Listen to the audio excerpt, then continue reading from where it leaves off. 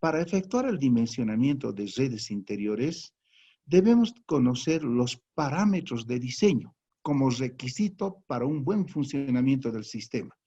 ¿Y cuáles son los parámetros de diseño? Estos parámetros de diseño hidráulico son caudal, presión, velocidad y pérdidas de carga.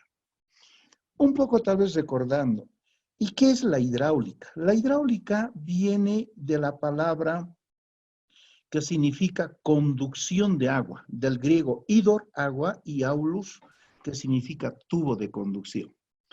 ¿Por qué debemos estudiar la hidráulica? Para no dimensionar tuberías más grandes o más pequeñas de las que se necesite. Debemos aplicar la hidráulica para que no haya vibraciones en la tubería por las altas velocidades. Debemos utilizar el caudal, la presión, los diámetros necesarios para el buen funcionamiento de los artefactos sanitarios. Se puede aprovechar la presión existente muchas veces en la red pública. No debemos dimensionar, por ejemplo, tanques elevados o cisternas más grandes o más pequeños. Para todo eso nos sirve la hidráulica. La hidráulica es fundamental y los conceptos básicos, rápidamente, como anoche lo habíamos visto, son los siguientes. Por las tuberías fluye el agua a presión. El agua llena todo el espacio de las tuberías. Significa que está trabajando a sección llena. En cambio, en las alcantarillas está trabajando a media sección. Pero al recorrer el agua dentro de las tuberías, pierde presión.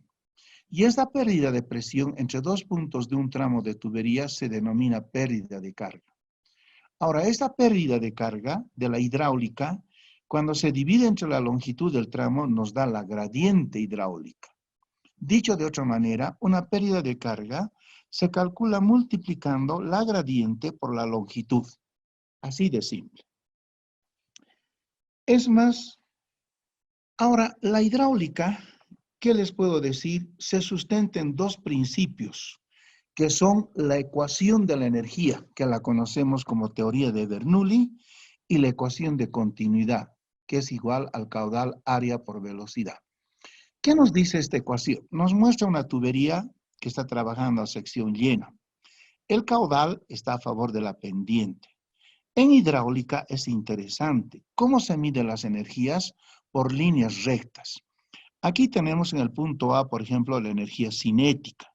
Tenemos la energía piezométrica y la energía de potencial o de posición.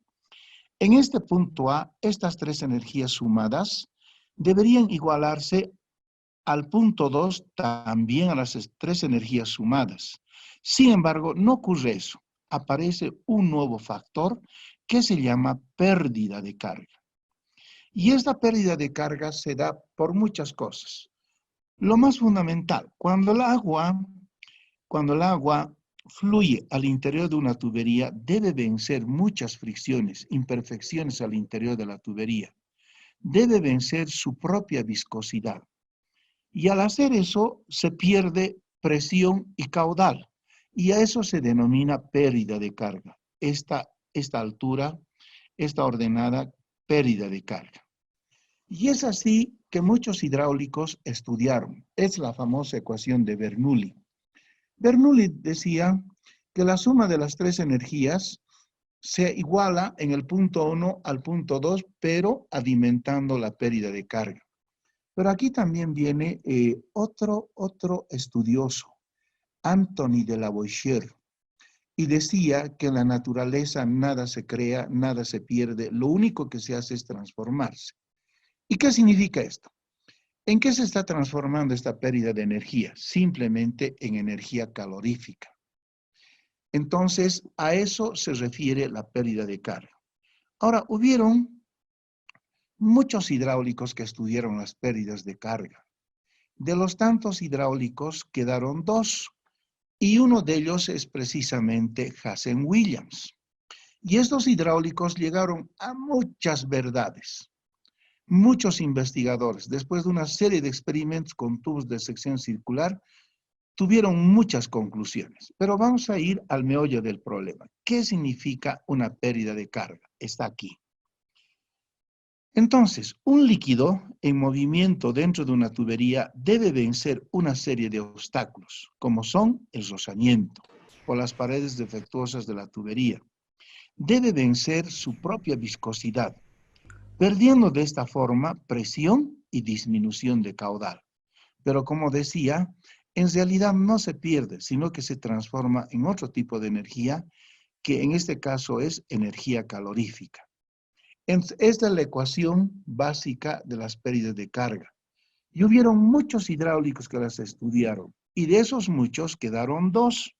Uno de ellos, el más famoso, Hazen-Williams. Hazen-Williams. La próxima, por favor. Hazen-Williams y el otro hidráulico es Darcy-Weisbach. De los dos, el más exitoso, Hazen-Williams. ¿Y por qué? Porque este hidráulico utiliza ecuaciones explícitas. ¿Qué significa?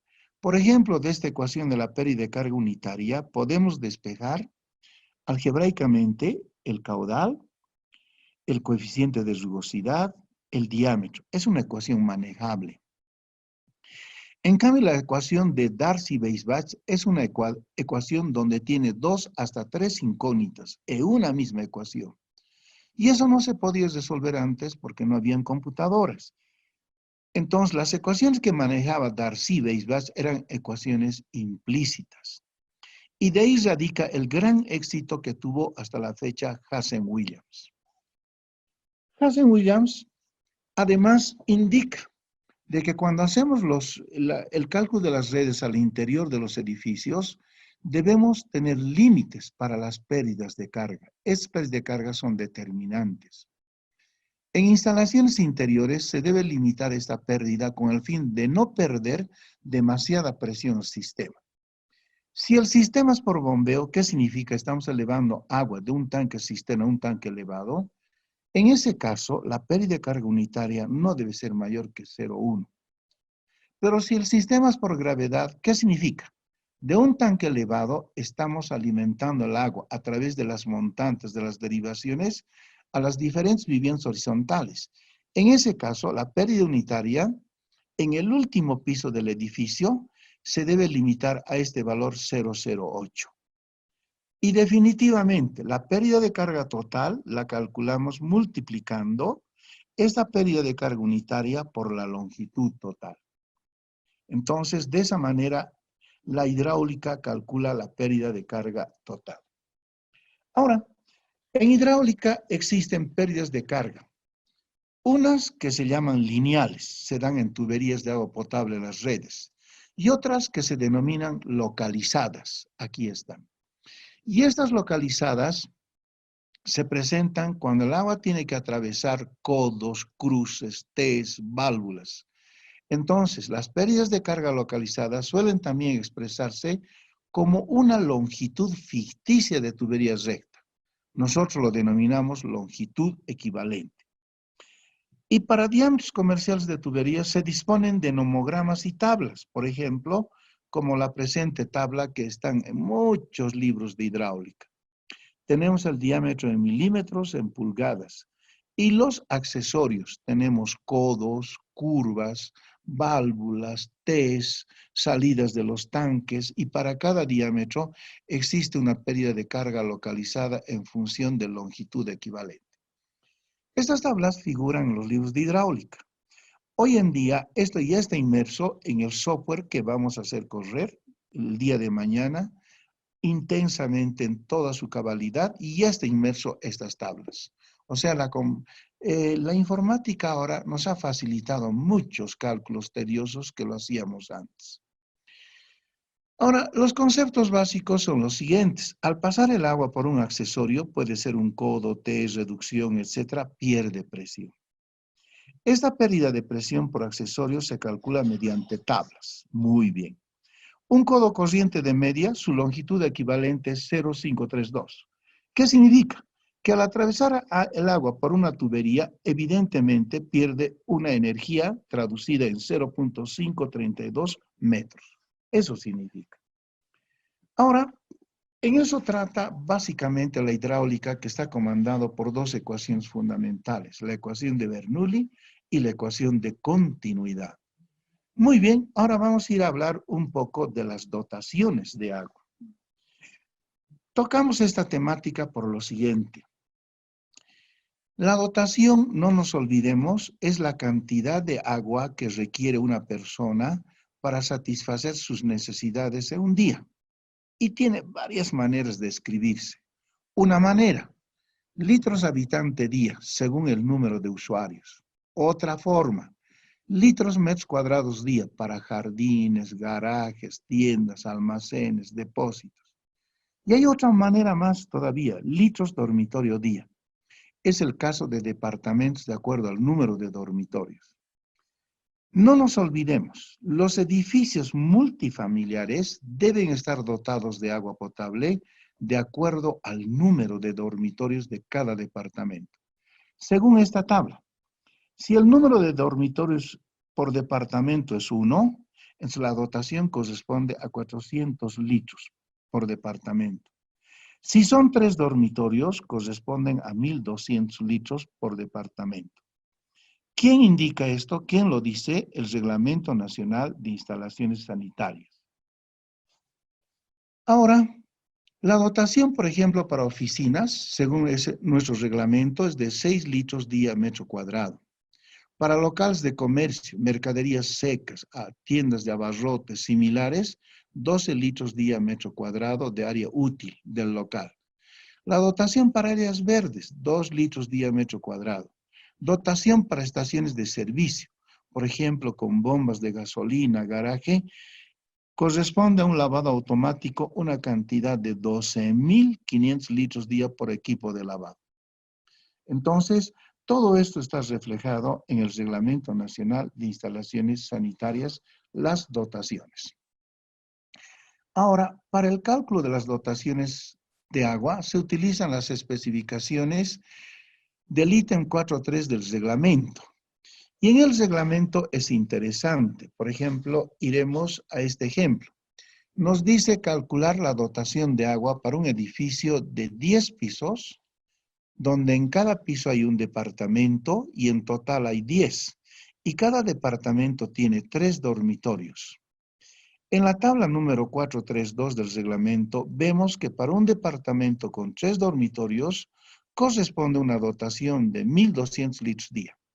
¿Y qué tenemos que hacer? Simplemente multiplicar esta dotación por el número de departamentos y tenemos aquí el total.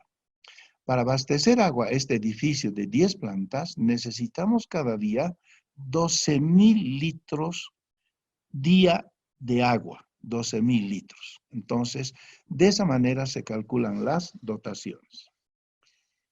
Entonces, en edificios multifamiliares la dotación está definida por el número de dormitorios por departamento. Ahora vamos a hablar de los tanques de almacenamiento, de los volúmenes y de su cálculo respectivo. ¿Qué pasa con los tanques? Por ejemplo, si el sistema es cisterna tanque elevado, entonces el volumen del tanque bajo cisterna corresponde a 2/3 del consumo diario. Y el volumen del tanque elevado corresponde a 1/3 del consumo diario. ¿Qué pasa si el sistema es cisterna hidrocel? Ya no tiene tanque elevado, solamente tanque cisterna. En ese caso, el volumen corresponde al consumo de un día. Y aquí hay un caso extremo. ¿Qué pasa si tenemos un tanque elevado abastecido directamente de la red pública? Se abastece por la noche. Entonces el volumen del tanque debe ser igual o mayor al consumo de un día. No nos olvidemos, tanque bajo, 2/3, tanque elevado, 1/3. Y si es un solo tanque, corresponde ese tanque al volumen del consumo de un día. Ahora, la industria está revolucionando. Antes construíamos tanques elevados de hormigón armado. Hoy vamos a ver en las edificaciones multifamiliares, lo único que se construye es una losa de hormigón. Y encima de la losa se colocan, se instalan, se implementan estos tanques, de acuerdo al cálculo. Vamos a hacer un cálculo real de una edificación y vamos a ver cuántos de estos tanques se utilizan. Hay de diversas capacidades. Es de un volumen de 300, de 900, 1.200. Hay uno de 3.000. los famosos Tankburg. Estos, su distribuidora principal está en la ciudad de La Paz y también en Cochabamba. Podemos capturarlas a través de sus direcciones electrónicas en el Internet, los famosos Tankburg. Ahora, un cálculo nos dice, calcular el volumen del tanque cisterna y el tanque elevado para un edificio de viviendas, cuya dotación diaria es de 30.000 litros. ¿Cómo efectuamos el cálculo? Si es tanque cisterna, multiplicamos por 2/3 los 30.000 y llegamos a 20.000 litros. Otra manera de escribir, 20 cubos. Muchas veces compramos los tanques por cubos. Quiero un tanque de 20 cubos, 20.000 litros. Un cubo, un metro cúbico, es igual a 1.000 litros. Tanque elevado, 1/3 por 30.000, 10.000 litros o 10 metros cúbicos. ¿Y qué pasa aquí si nos piden calcular el volumen de un tanque cisterna para un sistema de agua cisterna hidroceles? Ya no hay tanque elevado, que tiene una instalación, una dotación diaria de 15.500 litros. Entonces, ese único tanque debe abarcar, cubicar, debe abastecer el consumo de un día. Por eso se multiplica por 1 y el volumen de ese tanque es de 15.500 litros. Dicho de otra manera, 15.5 metros cúbicos. Entonces, de esa manera se hace el cálculo de los volúmenes de los tanques cisterna y elevado. Cisterna, 2/3 del volumen. Elevado, 1/3. Y si es un solo tanque, corresponde al consumo de un día. Por eso multiplicamos por 1.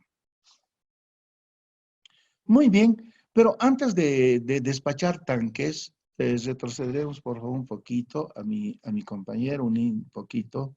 Aquí, la nueva visión de diseño ahora es el siguiente.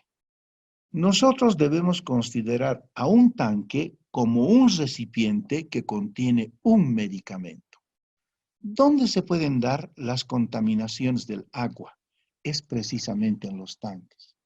¿Y por qué? Pueden tener la tapa rota. Siempre a los tanques se introducen finos.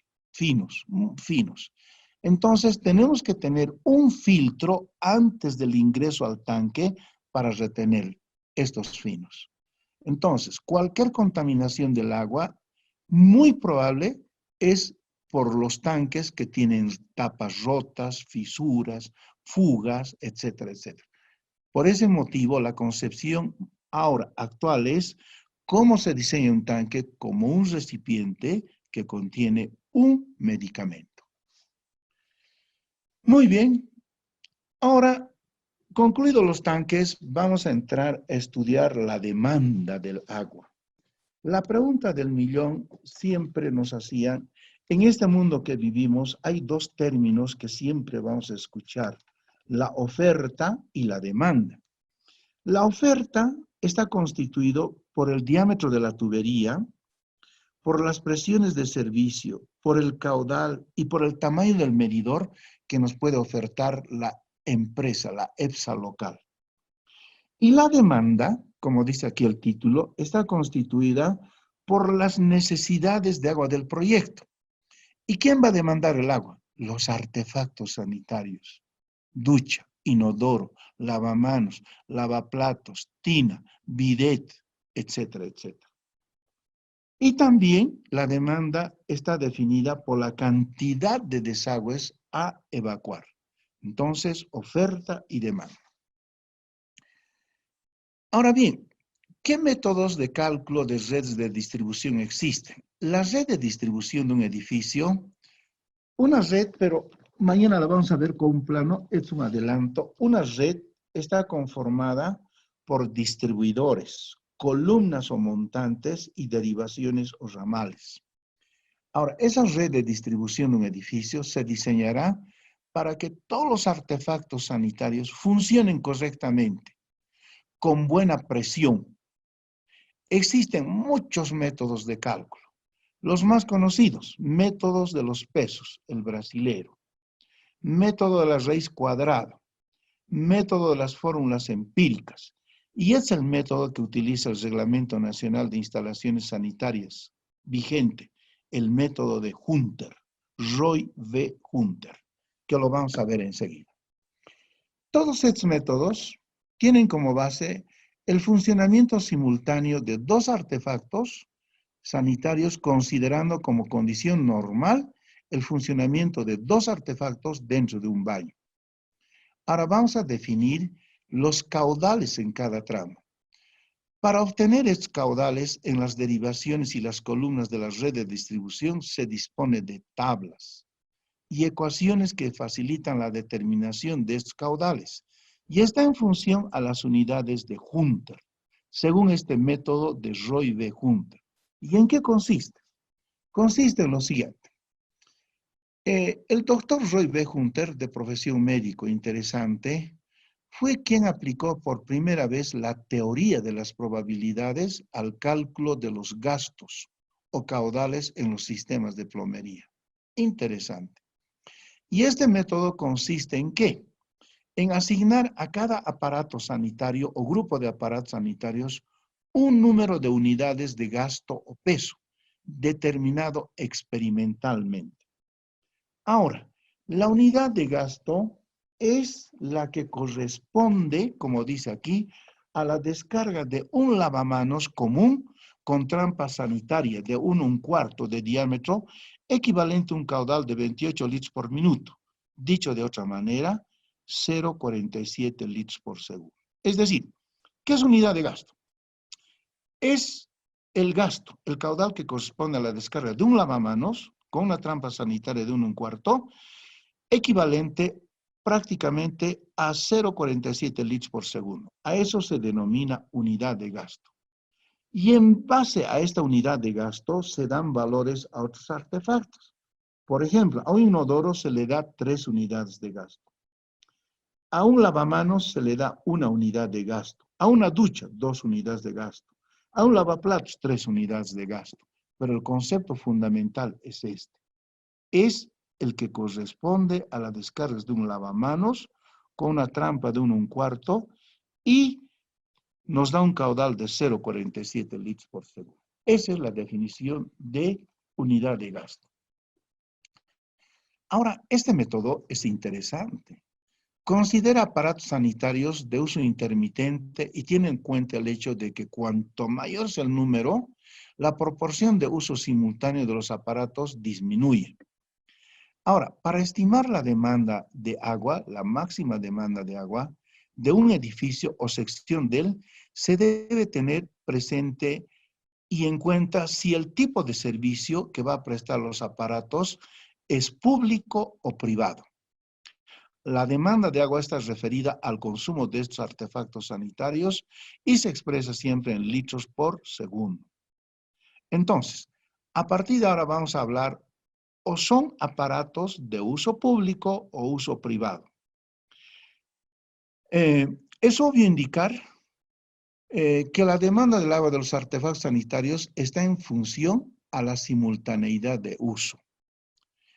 En un sistema, por ejemplo, formado por muy pocos artefactos sanitarios, si se ha diseñado de acuerdo a este método, el gasto adicional de un artefacto sanitario, más aquellos dados por el cálculo, puede sobrecargar al sistema, en forma tal que produzca condiciones inconvenientes al funcionamiento. En cambio, si se trata de muchos artefactos sanitarios, una sobrecarga de uno o varios artefactos rara vez se notará. Esa es la pequeña gran diferencia. Servicio público.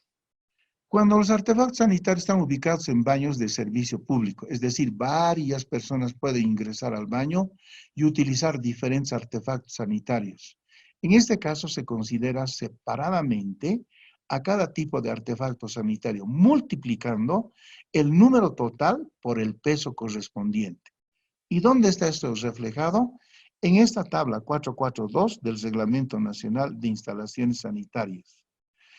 Y obteniéndose un valor total de unidades de gasto, el que se lleva además a esta otra tabla. Entonces, nosotros en el reglamento ya tenemos inmerso estas tablas y en el software ya está inmerso estos valores del reglamento. Servicio privado. Se presenta cuando los baños, como su nombre lo indica, son de uso privado. o más limitado. En este caso se considera cada tipo de ambiente o artefacto sanitario de este uso y se multiplica por su factor de peso que está indicado en las tablas 441 y 443 de nuestro reglamento. Alguien decía, ¿no? Si un baño es público, ¿cómo se abre la puerta? ¿Hacia afuera o hacia adentro? Si es público, entonces las puertas se abren hacia afuera. Y si es privado, las puertas se abren hacia adentro. Otra manera de identificar si es servicio público o privado. Ahora, se puede romper la situación cuando existen instalaciones que requieren agua en forma continua y definida. El consumo de estos puede obtenerse sumando a la máxima demanda simultánea determinada las de uso en forma continua. ¿Dónde se puede dar estos casos? Por ejemplo, cuando todos los artefactos están funcionando simultáneamente, en forma simultánea. Puede ser, por ejemplo, el colegio militar. 5 de la mañana, cuando los cadetes están bañando en todas las baterías de duchas al unísono. En ese caso se da estos casos excepcionales. Otro, puede ser el Aeropuerto Internacional del Alto. Llega un sinfín de vuelos y a una hora determinada, pico, todas las baterías de baño están totalmente ocupadas. Puede darse en la terminal de buses terrestres, Ciudad de La Paz. Hora pico, 7 de la mañana. Dios mío, todos los baños están ocupados y funcionando simultáneamente. Entonces también hay excepciones. Ahora, ¿cómo se calcula los caudales, los gastos en los tramos de tuberías de distribución al interior de un edificio? Se calcula por unas ecuaciones ya que están algebrizadas. ¿Quién lo dio esto? El doctor Roy B. Hunter. Y él hace una diferencia. Nos dice el doctor, para artefactos de tanque, inodoros de tanque, estas son las ecuaciones. El gasto probable corresponde a esta ecuación y es válido hasta 100 unidades Hunter. Si el gasto es de 100 a 500 unidades, entonces utiliza esta segunda ecuación. Y si tus unidades Hunter son de 500 hasta 1000, entonces utiliza esta otra ecuación. Es decir, el doctor Roy B. Hunter ya lo ha algebrizado estas ecuaciones. Antes manejar esto era complicadísimo. Hoy, acudiendo a la informática, esto ya está inmerso en el software. Automáticamente el software nos calcula el gasto probable. Para los foráneos, para los gringuistas, es gasto probable. Para nosotros es caudal probable. Gasto es sinónimo de caudal. Ellos utilizan gasto, nosotros caudal. Estas mismas ecuaciones existen para otro tipo de artefactos. Por ejemplo, artefactos con válvula flush. Y la pregunta es, ¿en qué consiste un artefacto común y corriente de inodoro? El inodoro de tanque bajo funciona con 2 metros columna agua. El inodoro con válvula flush funciona con más de 10 metros columna agua. Y el doctor Roy B. Hunter da otras 3 ecuaciones. Y nos dicen, esta ecuación es válida cuando tú tienes hasta 100 unidades Hunter. Si tienes de 100 a 500, es válida esta ecuación. Y si es de 500 a 1000, es válida esta tercera ecuación. Pero ojo, estas fórmulas pueden ser aplicadas a programas mediante computadora en la determinación de caudales en función de las unidades Hunter. Y eso es lo que hemos hecho en el software. Tipos de artefactos. 2 familias grandes. O son artefactos de tanque o son de válvula flush.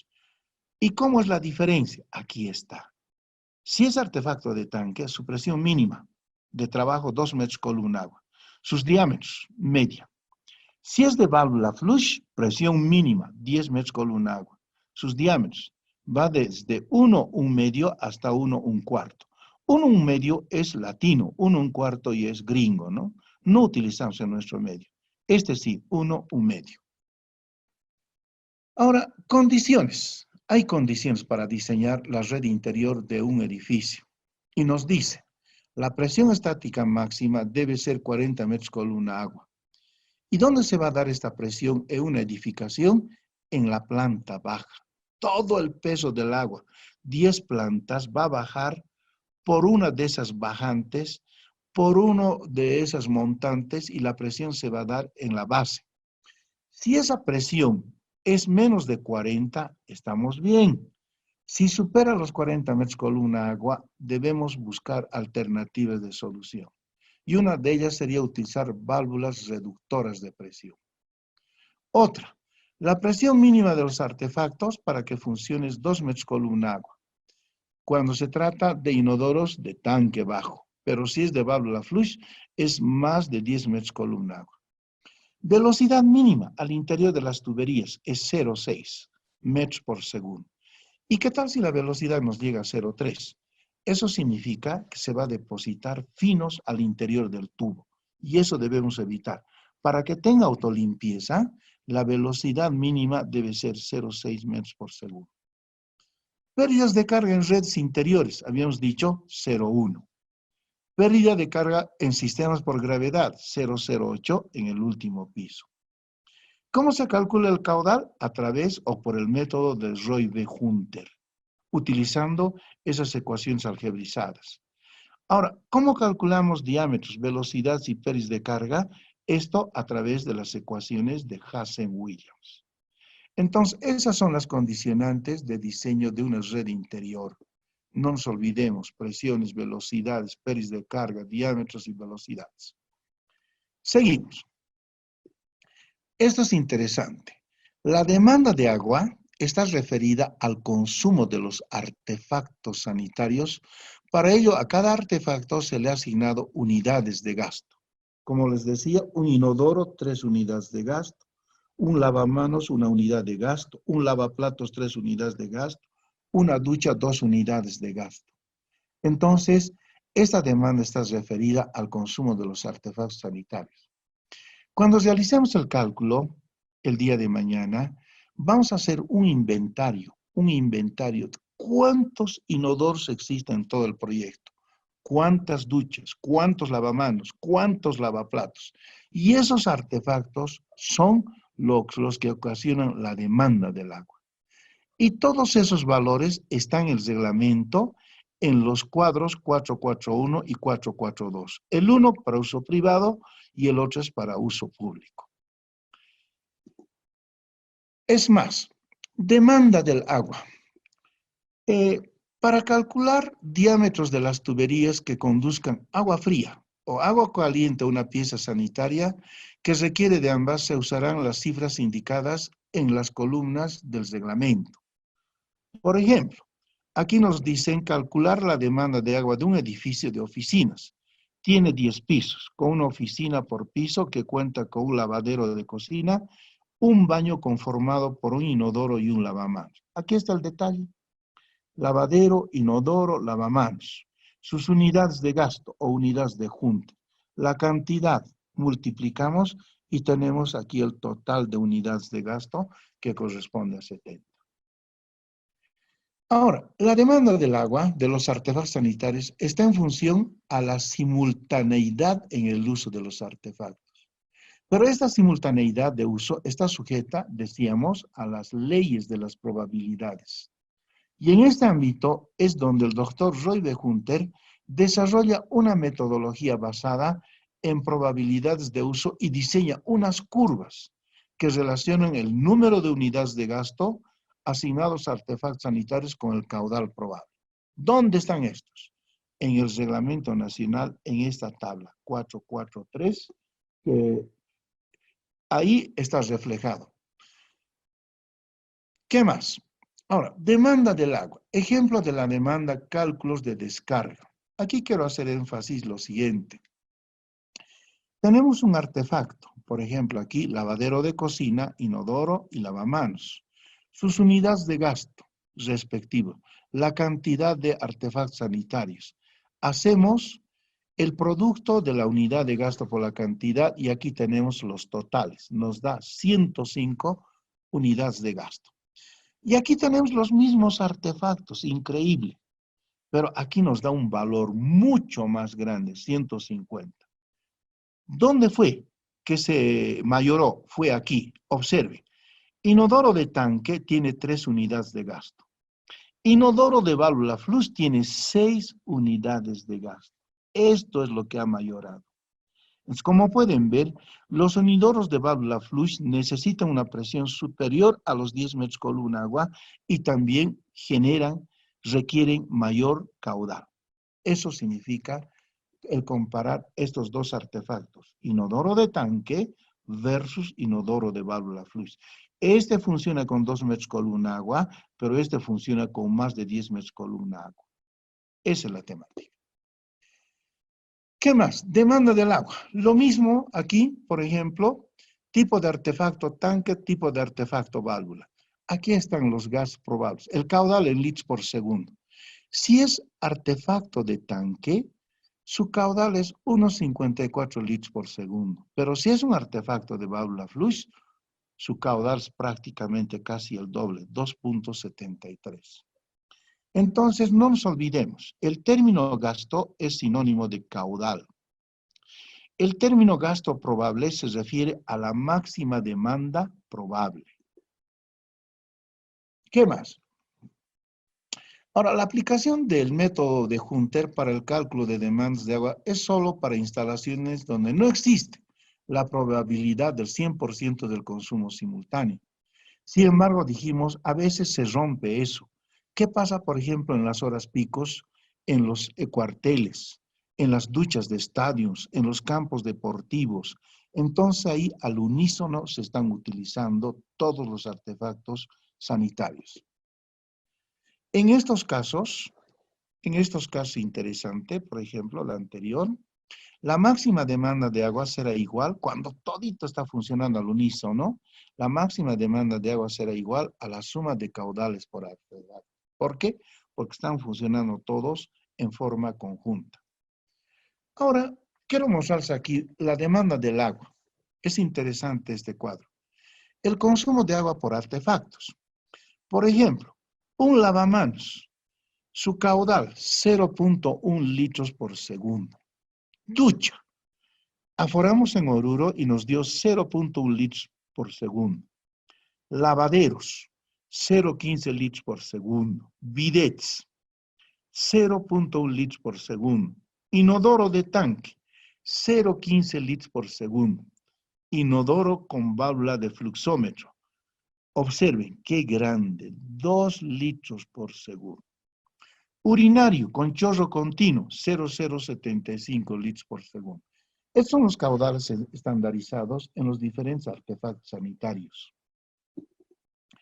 Seguimos. Entonces, hemos hablado de la famosa ecuación de Roy B. Hunter, que utiliza el concepto de unidades de gastos. Nos habla de uso público, uso privado, nos habla de las ecuaciones algebrizadas y nos dice que la demanda del agua está constituida por el número de artefactos sanitarios. Y cada artefacto sanitario tiene una unidad de gasto. Al lavamanos se le da 1, a la ducha se le da 3, etcétera, etcétera. Ahora vamos a hablar sobre otro parámetro hidráulico, las presiones de servicio. Aquí tenemos una tubería donde el caudal está a favor de la pendiente. Aquí tenemos la misma tubería, pero el caudal está en contra de la pendiente. Y es una gráfica interesante. Tengo el punto A y el punto B. Y me dice, ¿cómo puedo calcular la presión en el punto B? Simple. Si el caudal está a favor de la pendiente, lo único que se hace es restar la pérdida de carga. ¿Y por qué? Veamos, la presión en B aquí es igual a ¿qué? A esta ordenada, presión en A menos la pérdida. Ahí está. Ahora, si el caudal está en contra de la pendiente, lo que se hace es sumarle a la presión en A. ¿Qué significa? La presión en B, toda esta ordenada, es igual a la presión en A más esta pérdida de carga. Pero lo más fácil, mnemotécnico de acordarnos es lo siguiente. Si el caudal está a favor de la pendiente de la tubería, se quita, se resta la pérdida de carga. Si el caudal está en contra de la pendiente, se suma la pérdida de carga. Y listo. Ahora, tenemos que buscar equilibrio. Las velocidades mínimas nos dicen 0,6. en tuberías. Pero ¿qué tal si nos sale una velocidad menor a 0,6, 0,3? Nos limitan velocidades, nos limitan presiones. Cuando no se da un dato, un resultado, ¿qué hacemos? Acudimos a estas relaciones hidráulicas. Jugamos con los diámetros. A mayor diámetro, ojo, corresponde menor pérdida de carga, mayor presión y menor velocidad. O al revés, a menor diámetro, mayor pérdida de carga, menor presión, mayor velocidad. Es decir, si no cumplen velocidades, no cumplen presiones, entonces debemos jugar con diámetros, aumentando o quitando los diámetros. Y eso vamos a aplicar cuando hagamos el cálculo con el software. Seguimos. Presiones. Las presiones de agua en un sistema, en una edificación, está referida a valores máximos y mínimos. La máxima presión estática, está aquí, no debe ser más de 40 metros columna agua. ¿Y qué hacemos en caso de presiones mayores? Entonces debemos dividir el sistema, el edificio en zonas e instalarse válvulas reductoras de presión. ¿Dónde puedo encontrar a la venta válvulas reductoras de presión?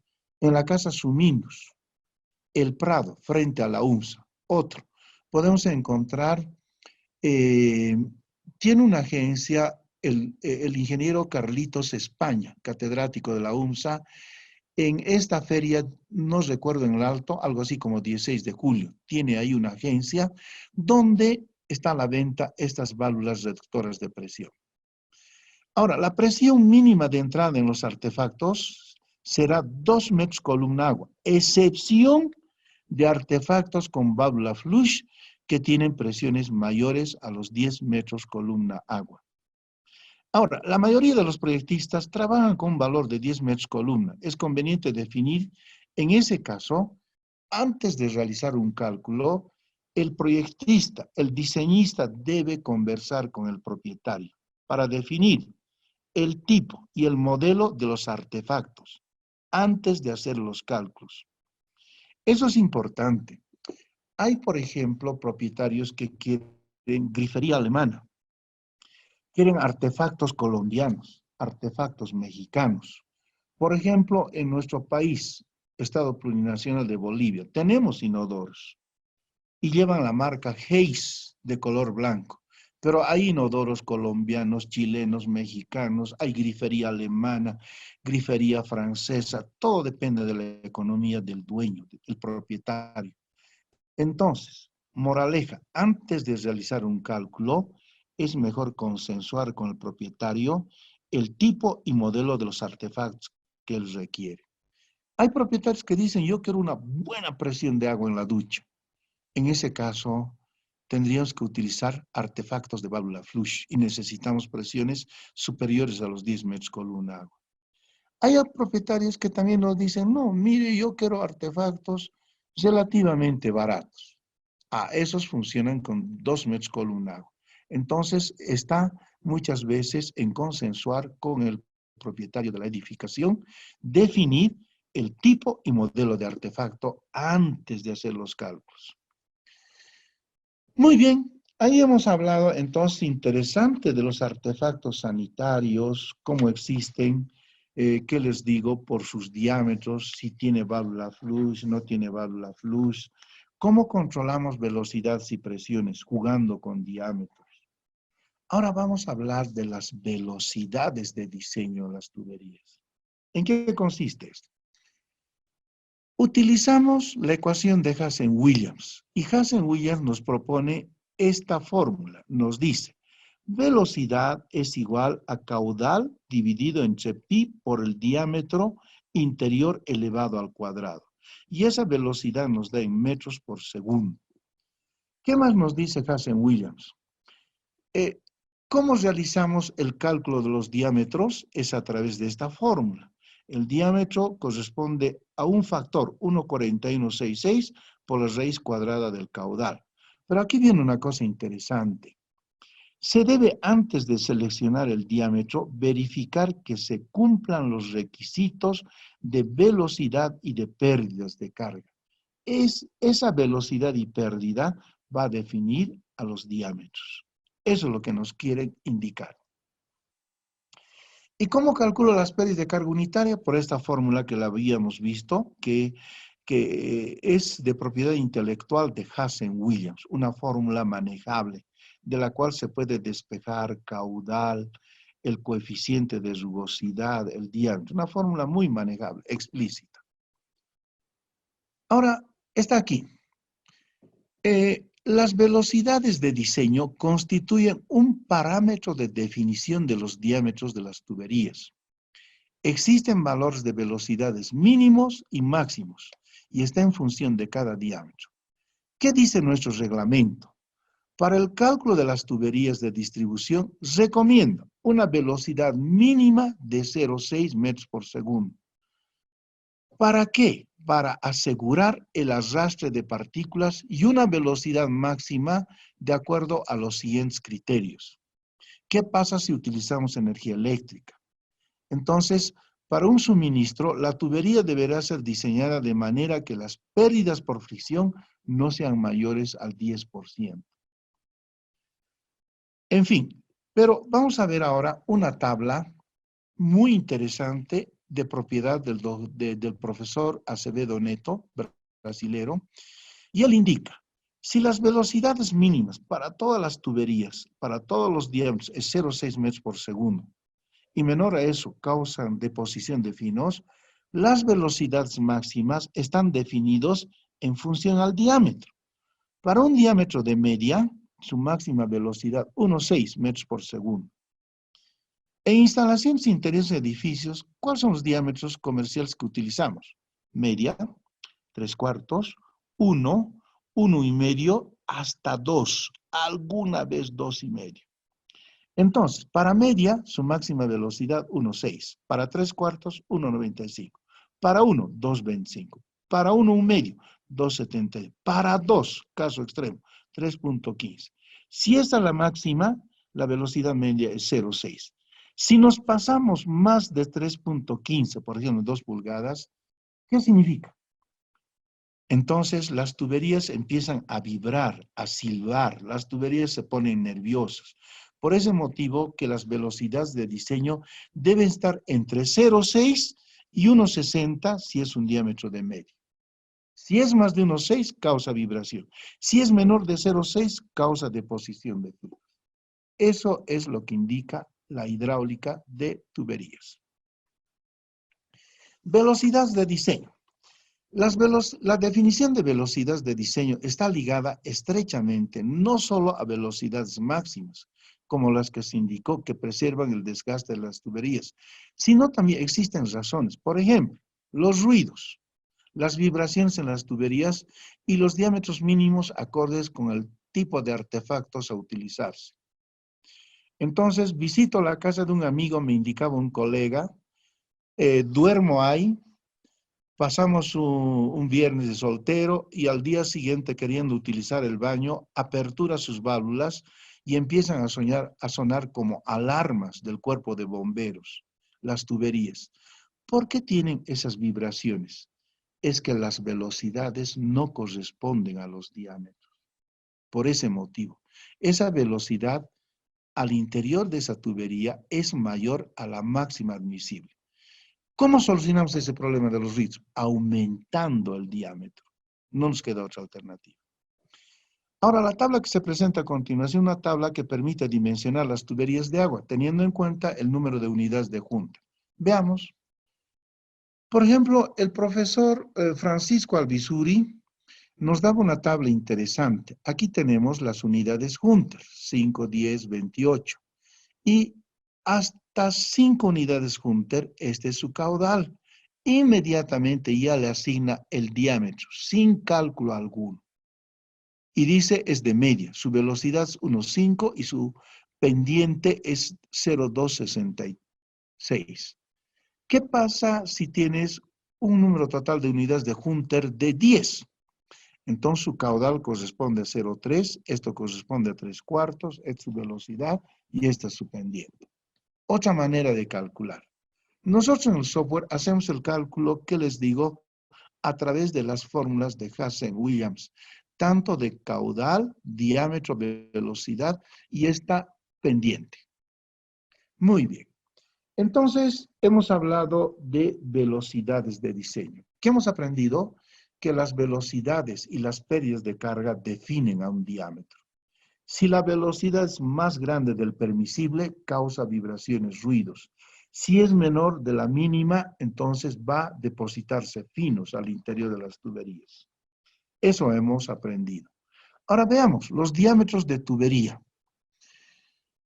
Los artefactos sanitarios requieren para su suministro de agua, requieren tuberías, accesorios de conexión y se presentan unas tablas. Por ejemplo, el lavamanos, si es agua fría, la tubería para este artefacto es media, si es agua caliente, media. Lavadero de cocina, media, media. Lavadero de ropa, media, media. Ducha, observen, media, media. Agua fría, agua caliente. Tina, media, media. Bidet, media, media. Inodoro de tanque bajo, media. Inodoro de válvula fluis, aquí es diferente, ya sube a 1,1 Inodoro con válvula hidra, 1,1 Urinario, media pulgada. Urinario fluis va desde 1,1 hasta 1,1 Grifo de jardín, o es de media o es de 3/4. Es decir, ya está estandarizado los diámetros de tuberías para artefactos sanitarios. A eso se refiere esta tabla. Ahora, es interesante aquí, por ejemplo, lo vamos a hacer el día de mañana, es el cálculo de las derivaciones. Tenemos la montante y de la montante vienen las derivaciones. Por ejemplo, este tramito muy bonito, de A a B. Este es origen y este es extremo. En el origen está un inodoro, los gringos lo llaman watch, close. Su unidad de gasto es 3. Su unidad acumulada es 3 y esto corresponde a un diámetro de media. ¿Qué tal si vamos de B a C? B es origen, C es extremo. En el B, en el origen, está un inodoro y sus unidades de gasto son 3. Y aquí acumulamos 3 y 3, 6. Y eso va a corresponder a un diámetro de 3/4. En ramales, origen extremo, todo se acumula al origen, en ramales. En montantes, todo se acumula al extremo. Eso vamos a ver en un cálculo que lo vamos a realizar. La próxima, por favor. Lo propio aquí, es muy bonito. De A a B, ¿qué hay? Origen extremo. En el origen hay inodoro. Unidades de gasto 3, acumulado 3, corresponde a un diámetro de media. Este diámetro va a ser de media. El tramo BF ya es más complicadito, de B hacia F, aquí. Origen extremo. En el origen que hay, un lavamanos. Unidad de gasto 1 y acumulamos con este 3. 3 más 1, 4. Y para 4 unidades de gasto, el diámetro es igual a 1/2. ¿Cuál es el objetivo de esto? Origen extremo. Se acumula todo al origen en el cálculo de ramales. Es un ramal. Ahora vamos a hablar de medidores. Qué importante es medir. La manera más racional de cobrar el agua es a través de un medidor. En medidores existen medidores industriales como este. Es un monstruito. Medidor Lao de 30 metros cúbicos. Y tiene aquí una válvula de retención. Esta válvula de retención nosotros la debemos instalar aquí antes del medidor. Cosa que cuando el agua entre de la red, y si en algún momento no hay en la red, retrocede. Y aquí automáticamente se levanta una cortina. Cuando no hay agua, se cierra herméticamente la cortina. ¿Para qué sirve todo eso? Para evitar el retroceso de estas agujas. Porque cuando se vacía la red de agua potable, actúa como émbolo. Y podemos estar midiendo aire en los medidores. Por eso que los medidores antes deben tener instalado una válvula de retención. En estos medidores chilenos Maipo ya está aquí adentro instalado la válvula de retención. Y es estitas a su válvula de retención. Interesante. Es un disco con, ¿qué les digo? Una capita de un material plástico que cuando el agua pasa se levanta. Cuando no hay agua se cierra herméticamente. Es otra manera de tener una válvula de retención. Veamos. Y como todo medidor, tiene pérdidas de carga. En este eje de abscisas está el caudal y en el eje de ordenadas está la pérdida de carga. ¿Cómo encuentro la pérdida de carga en un medidor? Supongamos que tengo 5 metros cúbicos hora, corto a esta curva, intersecto y aquí tengo su pérdida de carga. De esa manera se encuentran las pérdidas de carga en los medidores, en función al caudal.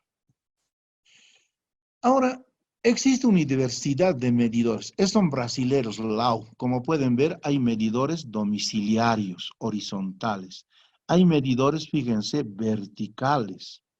Hay medidores para tuberías matrices de agua, son monstruos.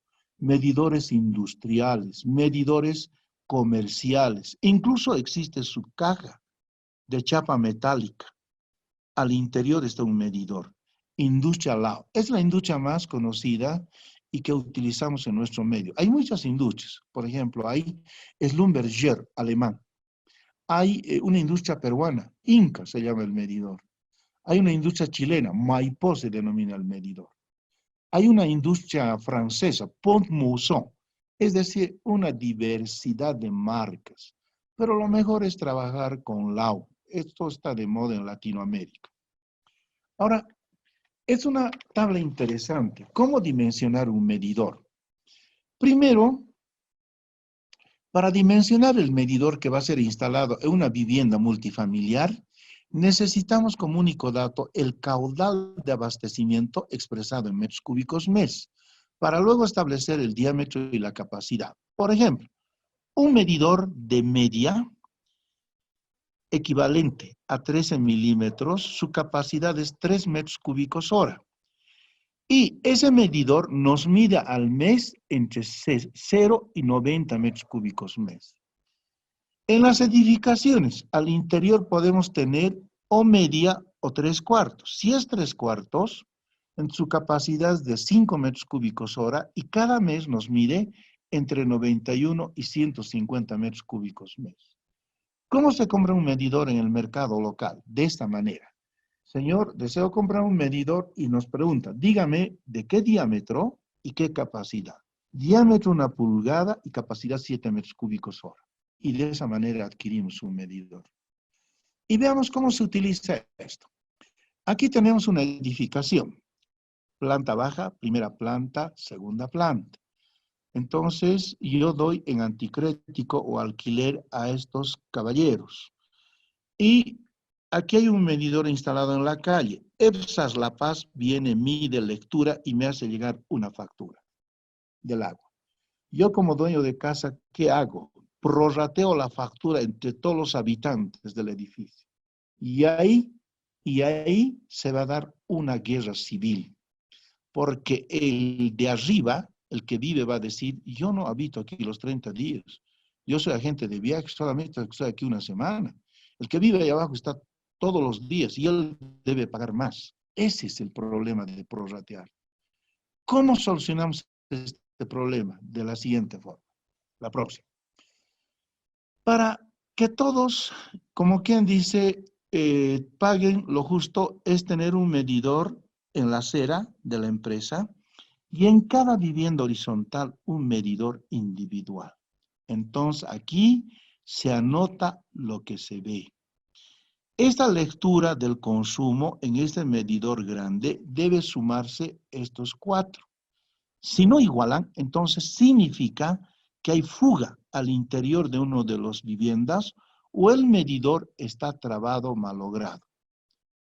Y esa es la manera más justa y equitativa de cobrar el consumo de agua en una edificación multifamiliar. Ahora quiero aprovechar esta gráfica.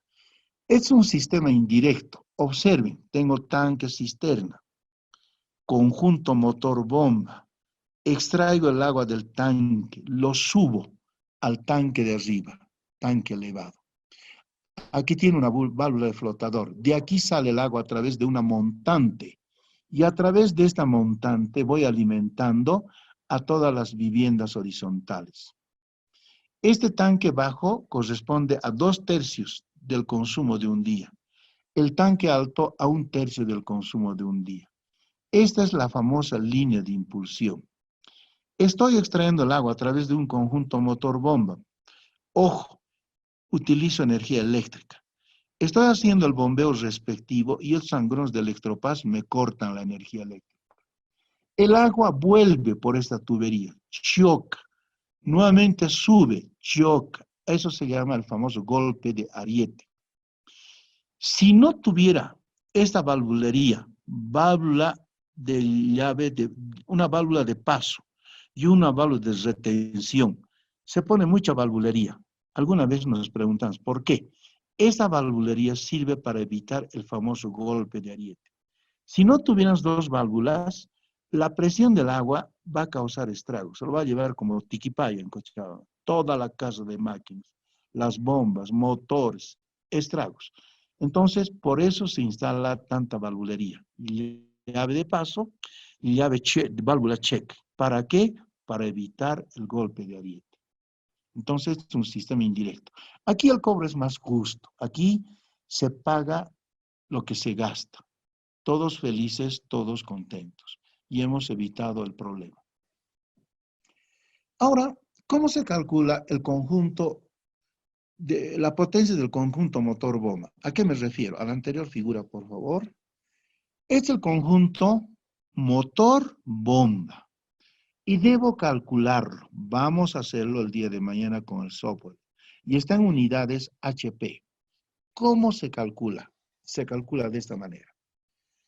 La potencia de la bomba, si nos recordamos de hidráulica, es igual al peso específico del agua por el caudal de bombeo por la altura manométrica, dividido entre 75 veces la eficiencia. Esta eficiencia depende de la altitud. Caso Oruro, más o menos tomamos 67%, ¿verdad? ¿En qué unidad se está? En horsepower, HP. Pero todo se calcula aquí. ¿Cuál es lo más duro de calcular? Es la altura manométrica. ¿Y a qué es la altura manométrica? Veamos. La altura manométrica es igual a la altura de succión más la altura de impulsión más la pérdida de carga total más la presión de salida al tanque. Veamos ahora, retrocedamos por favor a la gráfica anterior, a la otra, unita más. Aquí está. Altura manométrica es igual a esta altura de succión más la altura de impulsión más la sumatoria de todas las pérdidas de carga que va a haber en esta línea de impulsión, en estos accesorios, y más la presión de salida aquí en el tanque. Y esta presión de salida aquí, para levantar esta válvula de flotador, tiene que ser mayor a 2 metros columnales. A todo eso denominamos altura manométrica. Entonces, hemos calculado la potencia. Volvamos a la anterior fórmula. ¿Cómo debemos adquirir este conjunto motor-bomba? ¿Quiénes son los proveedores? ¿Quiénes son los fabricantes? En La Paz, la casa distribuidora es la Caprari, si es industria italiana, y la Rogur Limitada, si es industria americana. Y en Cochabamba es la Casa San Rafael. Entonces, los proveedores, los vendedores, los fabricantes nos van a preguntar para vendernos los siguientes datos. Señor ingeniero, señor arquitecto, señor técnico, quiero saber su altura manométrica. Yo le digo, 30 metros. Muy bien. Su caudal de bombeo, ya, 0.2 litros por segundo. Bien. Y me va a hacer una tercera pregunta más. ¿Qué tensión eléctrica tiene usted en su localidad? ¿Monofásico o trifásico? Entonces los proveedores ya están súper capacitados. Tienen un abaco de curvas características de bombas. Y este cálculo que vamos a hacer, lo van a perfeccionar, con seguridad. Yo calculé 3 HPs. Ellos me van a sugerir que sea 4 o tal vez 5 HPs. Y me van a ofertar algo más. Me van a decir, mire, yo le vendo el conjunto motor bomba. Le instalo, le entrego funcionando. Y es más, le doy un certificado de garantía por 1 año. Yo se los doy todo en paquete, porque son cuestiones electromecánicas. Son cuestiones electromecánicas. Entonces, es más, cuando nosotros calculamos esto, Los proveedores nos van a perfeccionar el cálculo. Y es mejor, si hay dinero, comprarles dos. Uno que vamos a instalar y otro tener en stand-by, guardarlo. Cualquier momento puede haber un colapso, puede haber un corte de energía eléctrica, se quema el conjunto motor bomba. ¿Qué hago si no tengo en existencia en mis almacenes? Imagínense quitar agua a una edificación de 10, 15 plantas. Me van a hacer un juicio. Entonces debo tener yo guardado en mi bodega en stand-by otro conjunto motor bomba de las mismas características. Eso nos recomienda la experiencia. Muy bien, continuamos. La altura manométrica ya sabemos qué es. Ahora vamos a hablar de los hidroceles. Los hidroceles son nada más que tanques de chapa metálica que al interior tienen una especie de bladder, donde la bomba introduce el agua con una presión y el hidrocel eleva esa presión para despachar a los pisos superiores. Trabajan en forma cíclica por medio de un control de arranque y parada por rangos de presiones. Estas deben abastecer al artefacto de ubicación más desfavorable. ¿Dónde va a estar? En la última planta. Y probablemente sea la ducha. Ahora, hay rangos de presión. Hay hidroceles que trabajan de 20 a 40, de 30 a 50, de 20 a 40 PSIs. En metros de 14 a 28. Aquí está mal esto. De 21 a 35 y de 35 a 49 metros. Esos son los rangos de presión de los hidroceles. Pero veamos qué es un hidrocel. Aquí está el profesor Francisco Albizuri. Es un hidrocel. Son tanques de acero inoxidable. Estos están instalados en la parte superior del edificio. Estos están instalados en el sótano, semisótano. Entonces, los hidroceles no son más que tanques de chapa metálica. Y tiene su cálculo. ¿Cómo se calcula? Veamos. Aquí está. Primero calculamos la altura dinámica, que es igual a la altura geométrica al artefacto más desfavorable, más la altura de succión, más la pérdida de carga total al artefacto más desfavorable y más la presión de salida al artefacto más desfavorable. A eso denominamos altura dinámica. Muy bien. Veamos. Ahora, ¿cómo se calcula el volumen del hidrocel? Aquí he hecho yo referencia en el libro y aquí en el point a los hidroceles Myers. Hay una diversidad de marcas. La que está ahora de moda son las Myers. Y todavía la fórmula está en inglés, pero se puede entender. El volumen del tanque está en galones. El numerador, ¿qué significa? Caudal de bombeo en galones por minuto multiplicado por el tiempo de ciclo de arranque y parada, que se recomienda tomar 1 minuto, dividido entre el factor que se extrae de unas tablas, las tablas de Myers. Vienen en sus catálogos. Pero aquí viene lo más interesante. Definido el volumen del tanque, el proveedor nos ofrece una serie de tanques que no siempre coinciden con el valor calculado. En ese caso, cuando la capacidad no coincida, tendremos que utilizar lo que el proveedor nos ofrezca en capacidades menores, cuidando que el volumen total sea igual o mayor al volumen requerido. Es la única recomendación. Entonces, con esta expresión calculamos el volumen del tanque en galones de la capacidad de los hidroceles. Y bueno, aquí hago referencia a las fórmulas que utilizamos en hidráulica, la ecuación de continuidad, la ecuación de Bernoulli y la ecuación de la pérdida de carga. Entonces, son las fórmulas más utilizadas en el cálculo hidráulico al interior de instalaciones domiciliarias de agua. Muy bien. Hasta aquí, la próxima creo que es la final. Herramientas para plomería.